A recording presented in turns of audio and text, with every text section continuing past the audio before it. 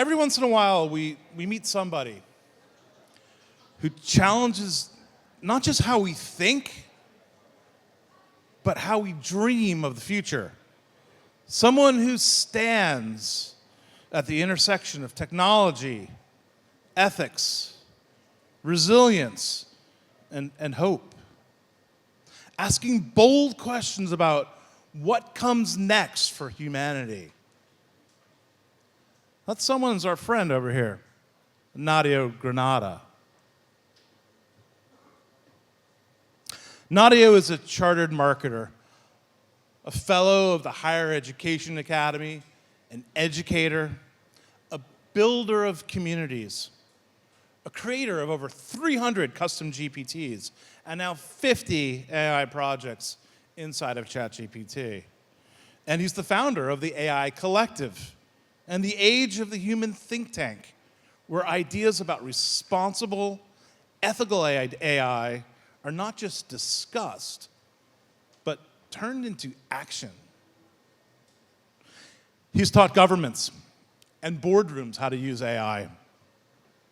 He's written the book, well, not exactly the book, but a course on AI marketing for SIM delivered by Cambridge Professional Academy. And he does this with an unwavering mission to democratize fair and equal access to responsible AI so it benefits all of us, not just the few.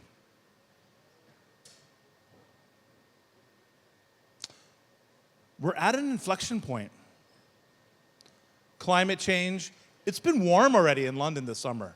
And it's not even summer yet. Well, maybe it's been summer for about 24 hours. But it's already been warm. Climate change is hitting us. We have AI, we have automation, we have inequality, and with all capital letters, I'm one of the few people in the room that can say, Trump! What do we do about that? These are inflection points. And they're no longer distant threats or future opportunities. They're here. They're now. And they're shaping every decision that we make. Earth 2.0, my friends, is not science fiction. It's the conversation that we must have about redesigning how we live, how we work, how we learn, and how do we adapt to the new post-Gen AI world. And Nadia has the courage to ask, what if? What if we started over? What if we reimagined the rules?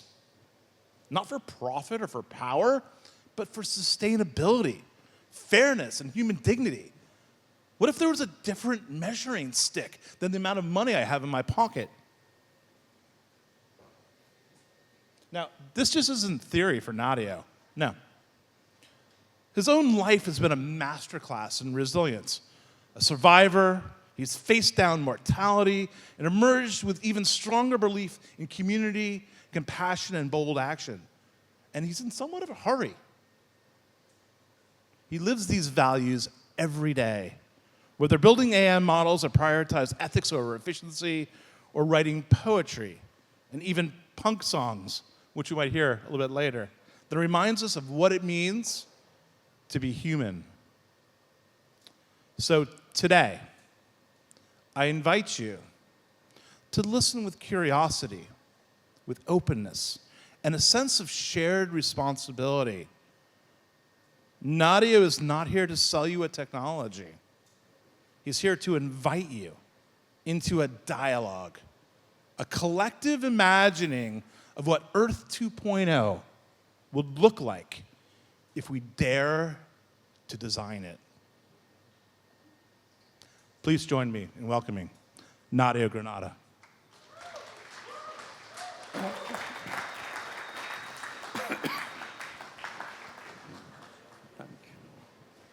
Thank you. So, UK-centric manifesto with global resonance. My point is that when people ask me about AI, what is AI? Oh, I've got 3 grown-up children.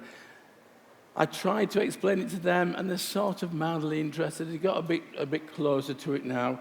I have 10,000 graduates around the world. I was a senior academic for some time. It's hard to explain succinctly where I think AI or generative AI is going to take us. Okay? So I had a bit of a epiphany, if that's the right word. I'm miffed I can't find the clicker. And the epiphany was, let's call it Earth 2.0. So it's about an age of catastrophic discontinuity, a tectonic shift. I'm specifically talking about the UK because that's my home territory. I don't know what's going on in other parts of the world. God knows what's going on in America. I deliver various training courses to the Emirati government, so I know quite a bit about what's going on in the Middle East. And I can tell you now, it's a lot different to here. In the UK, it's like pushing a boulder uphill. It's a massive, massive challenge to try and get people to engage. Not you, you're here. You are the easy ones to get through the door. It's everybody else that's out there. So I believe that the UK is at a crossroads. Faye just mentioned there about how do we change education? Yeah, I think finance. I think money. We need money in the system. We need to divert money. And I think the private sector. We have a massive problem in the fact that we are now in the state of a mature capitalistic society. Now, I don't do politics, and I'll tell you why I don't do politics, because I don't bloody understand politics. I can understand why we had politics 200 years ago. I'm not entirely sure why we need politicians now to the extent that we do. We need some decision makers, sure, but look what happened when we had a referendum. We need to change some of our systems. Capitalism, in my mind, has matured and reached a state where it's sort of breaking. Isn't it a fact that if you run a company, you can be legally challenged if you're not profit-oriented? So PLCs have got a duty to make a profit. Thames Water's a fiasco, but they're paying each other a few quid in bonuses, et cetera, et cetera. So my point being that some of the models that we have developed or have been in the system for 100, 200 years, they've got to go. We've got to really start. It's not a continuity. It's not a little tweak. A little tweak won't do it. So this is a battle cry. A little bit later, you'll hear that we've written a punk album. And that punk rock, I want to find the punks in the room. Who was a punk rocker back in the day? Simon, I bet you were a punk rocker, weren't you? No? Stuart, were you a punk rocker? But we had, back in the day, in the early 80s, was it? We were angry. There were miners' strikes. There were lots of things. There was rioting going on, lots of things going on, and we stood up. Who's standing up now? This country is at a far more fragile state now, I believe, socially, economically, politically, educationally, than it was back then when we were getting all of these, the punk rock era and whatever. So let's find the punks. Come on out, you punks. It's time to stand up again. And we're all in our 60s now. So we're probably a little bit smarter than we were. We've probably got a little bit more time in our hands. We've got more influence. We can make a bit more sense of it. So stand up and be counted. We talked about, so Earth 2.0. I wrote a manifesto about Earth 2.0. It's got a few items in it, so I'm going to just rush through some of these with you. The idea being that I just want to trigger some thoughts. I don't think I've got the answer, and I'm not sure if anybody else has got the answer. But, so, education as an infrastructure. If we can't get the education system right, then we're all doomed. Our next generation, I write lots of poetry. I used to write a lot of poetry. But I wrote a poem for my very first granddaughter. And the last line in that poem is, I apologize for the view. I apologize for the view that my generation has left to our grandchildren. And, you know, we need to take more responsibility for the world that we're leaving behind. So we've just heard there that hyper-personalized, intergenerational, adaptive learning using intelligent agents. Now, you try saying that when you've had a glass of wine or two. But hyper-personalized. AI allows for hyper-personalization. Intergenerational. Let's go back to the time when, you know, I'm half Italian. I remember the days when there used to be 30 or 40 of us around the family table in our old village in northern Italy there. And, you know, my uncles and aunties, my grandparents were around them, but they'd talk some sort of sense, and they'd tell stories. And we learned, and it was wonderful. You're lucky if you can get 4 people around the table now. So, but that intergenerational learning, storytelling, whichever culture you come from, whichever tribe you belong to, storytelling has been valuable all along. And we can do more of that now.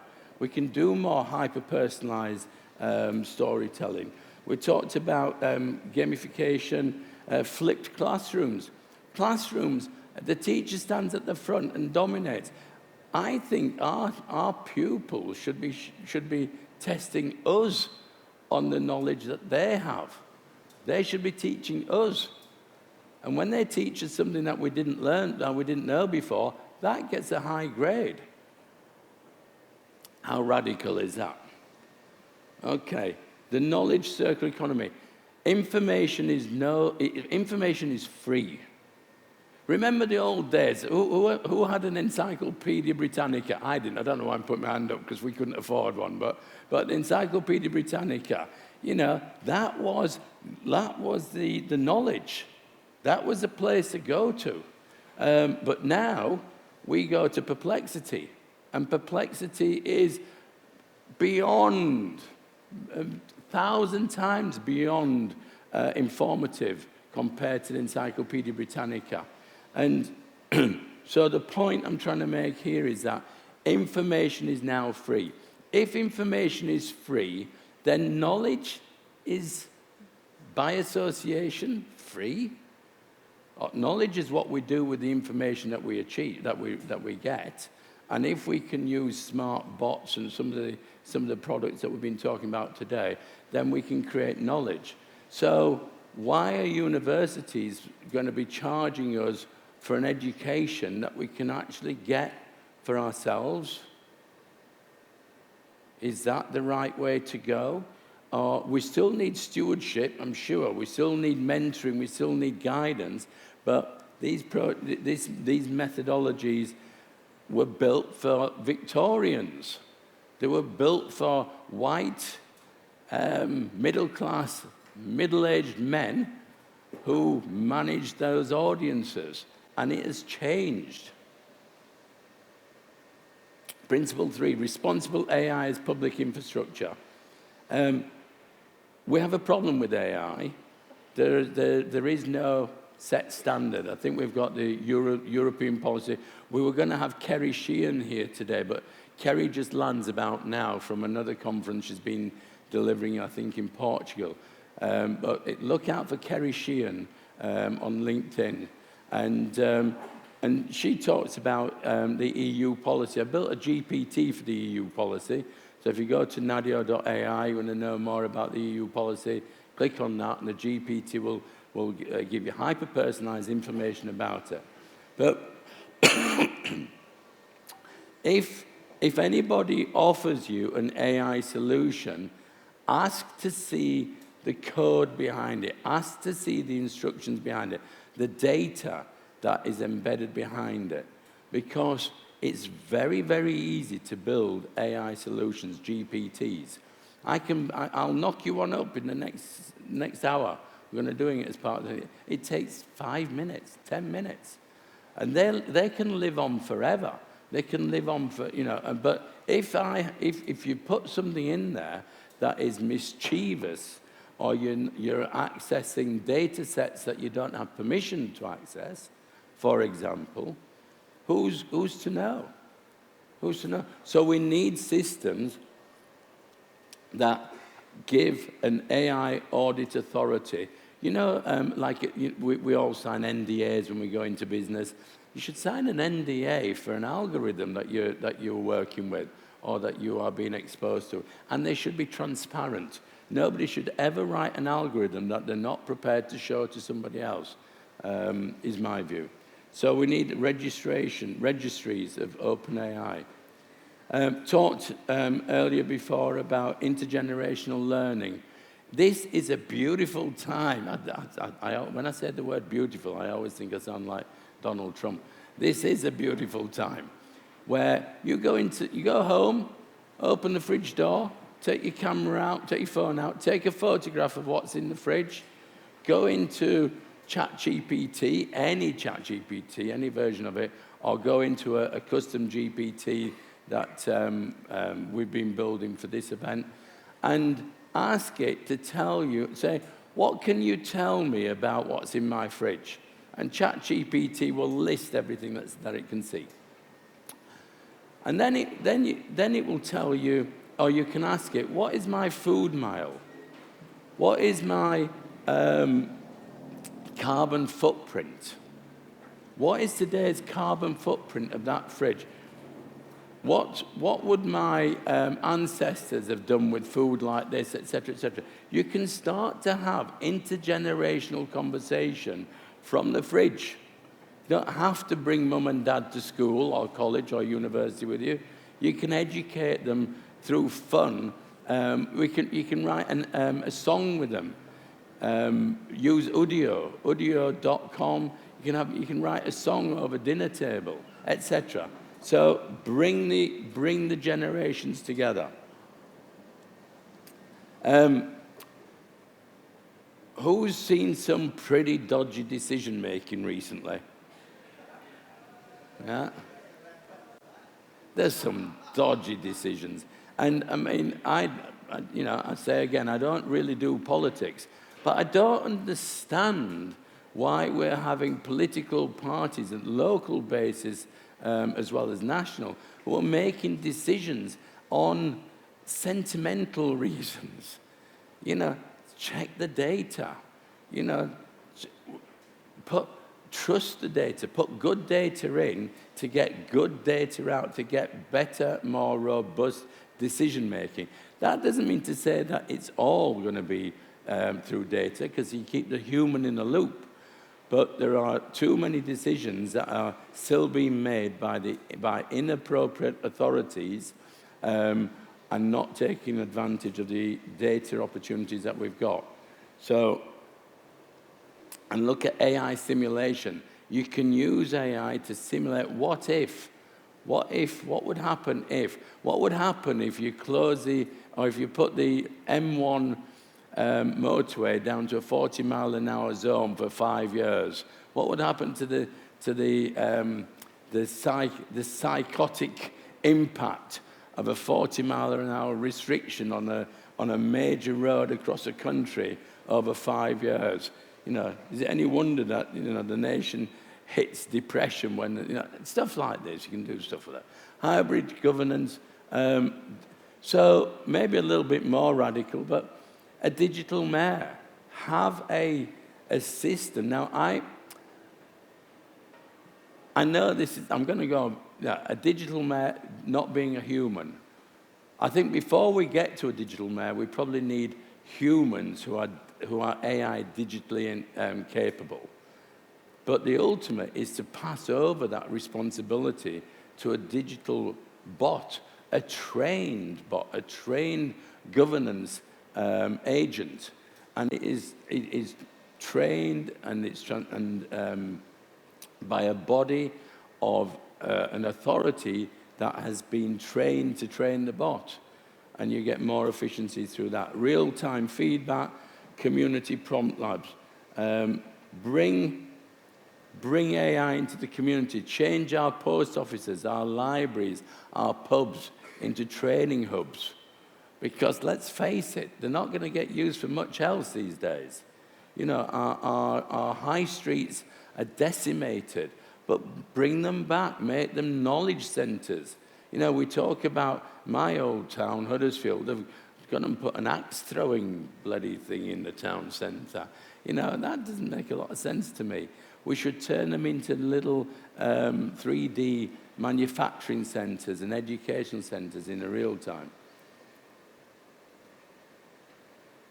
I mentioned before about an independent AI audit authority, okay, where it's 100% transparent. If we don't trust AI, then AI is not going to work for us. So we've got to make sure that we have got qualified people who we trust, who are using qualified data that we trust to give qualified, trustworthy information. Because as soon as that trust breaks, the situation just crumbles. It's like a deck of cards, isn't it? Okay, so I'll talk a little bit more about responsible AI, future generations. That sums it all up. And where's Eugenie? Eugenie, ostriches. So Eugenie and I came up with an idea on a call. It was on an AI call only a few weeks ago, and we said, there's too many people, particularly governments. I get most frustrated with universities. In this country, I think the university model is broken. 20% of our universities are in the red. It's no coincidence, I don't think, that 20% of our local authorities are in the red. And that is not getting any better. But sticking to universities, they are not, in my experience, some are, around here, LSE and a couple of others around here, are getting into AI, but not enough are implementing AI across the whole organizations. So we said that there's too many organizations who've got their head in the sand. So we created a lecture series called the Ostrich Series, and if anybody wants to contribute to the Ostrich Series, Eugenie, wave, that's Eugenie over there. Eugenie will work with you on developing lectures that will fit into this Ostrich Series, where we will shake things up. And what we'd really like to do is get the ostrich to fly. Let's even if it has got artificial wings. It's Earth 2.0 is saying it's not an incremental change that we're facing. It is a catastrophic change. And if we don't engineer for that, then, you know, I work in marketing, and we always say to organizations, don't let your brand happen by accident. Don't let your brand reputation happen by accident. Coming back to your AI, don't let your AI happen by accident. In your organization, get a grip of it. Get a grip of it.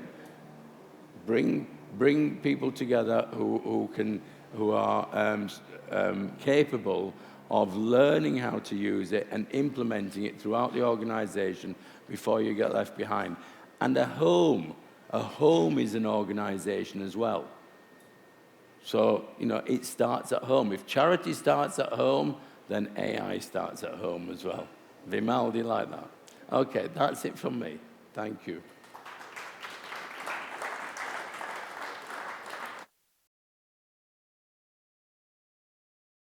Got lots of questions. Look, I've been making notes. You're prepared. I know. Almost like you knew this was coming. So on the AI post-capitalism angle, have you heard of the idea of an AI dividend?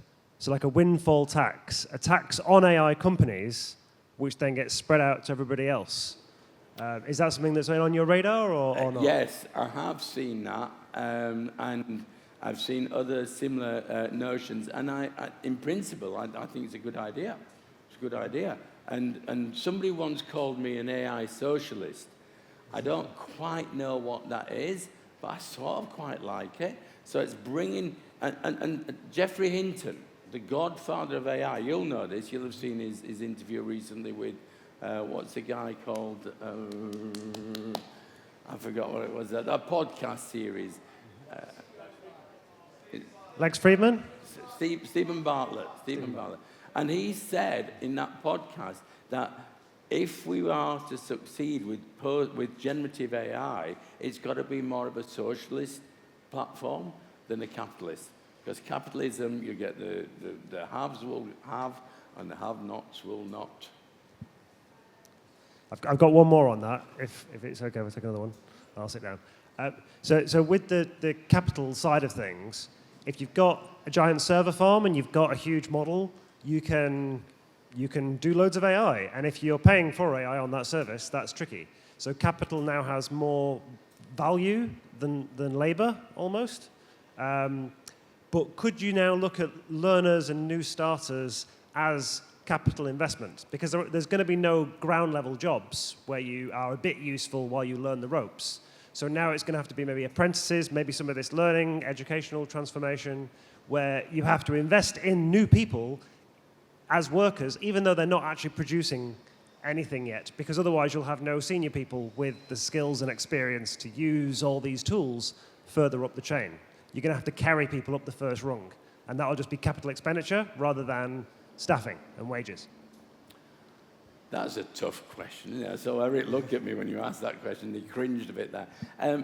Our businesses are our people.